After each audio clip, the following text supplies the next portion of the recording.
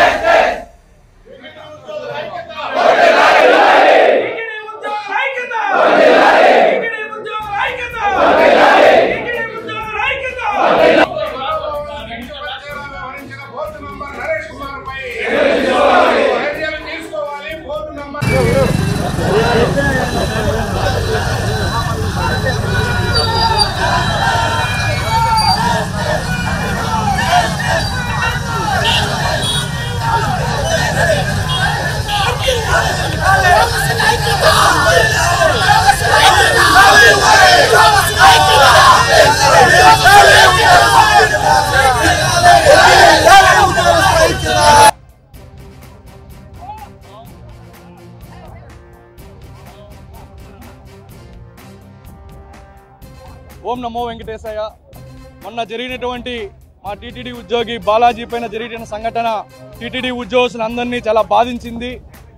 అహర్నిశలు రాత్రనక పగనలక శ్రీవారి సేవలో భక్తుల సేవలో నిరంతరం తిండి తిప్పలు మాని కుటుంబం సైతము ఆరోగ్యం సైతం లెక్క చేయకుండా 24/7 విధులు నిర్వహిస్తున్నటువంటి మా టీటీడీ ఉద్యోగస్తుల్ని గౌరవ స్థానంలో ఉన్నటువంటి ఒక బోర్డు మెంబరు థర్డ్ క్లాస్ నా కొడక అది ఇది అని వాళ్ళ కుటుంబ సభ్యుల్ని దూషించడం నిజంగా మా ఉద్యోగస్తులందరినీ కలచివేసింది.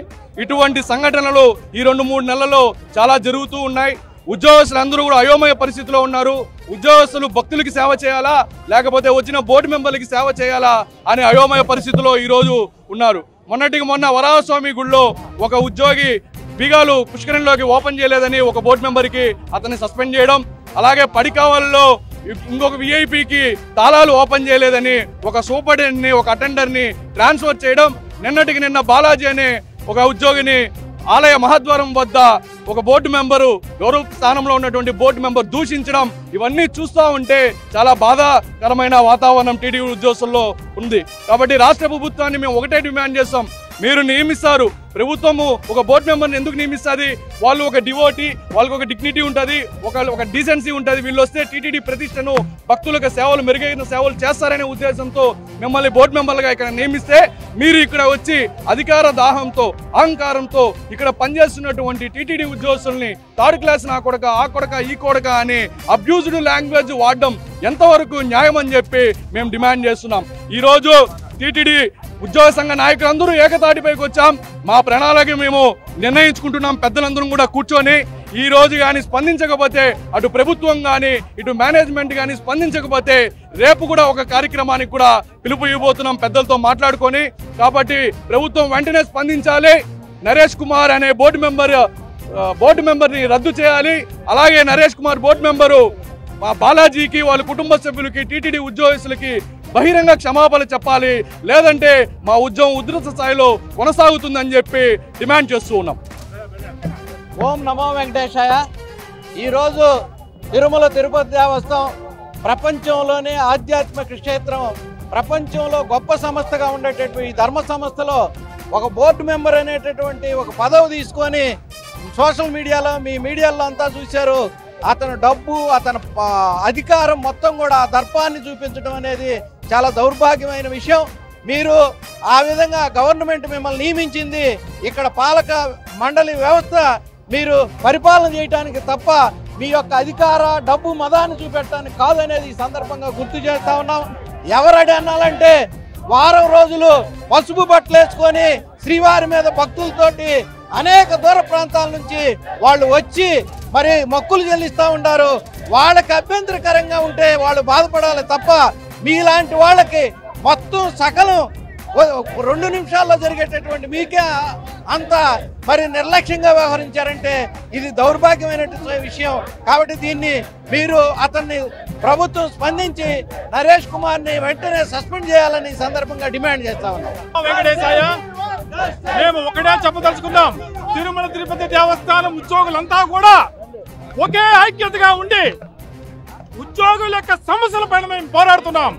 మాకు ఎటువంటి ప్రభుత్వాల మీద ద్వేషం లేదు. మా ఉద్యోగుల యొక్క సమస్య మాకు ఇంపార్టెంట్. కాబట్టి ఎవరు ఏమేం చేసినా ఉద్యోగుల యొక్క సమస్యను తీర్చాల్సిందిగా ఈ పత్రికాముఖంగా తెలియజేస్తున్నాం. ఈ సమస్యను వెంటనే ఒక కొలికి తీసుకురావాలని ఈ సభాముఖంగా తెలియజేస్తున్నాం. ఓం నమో వెంకటేశాయ.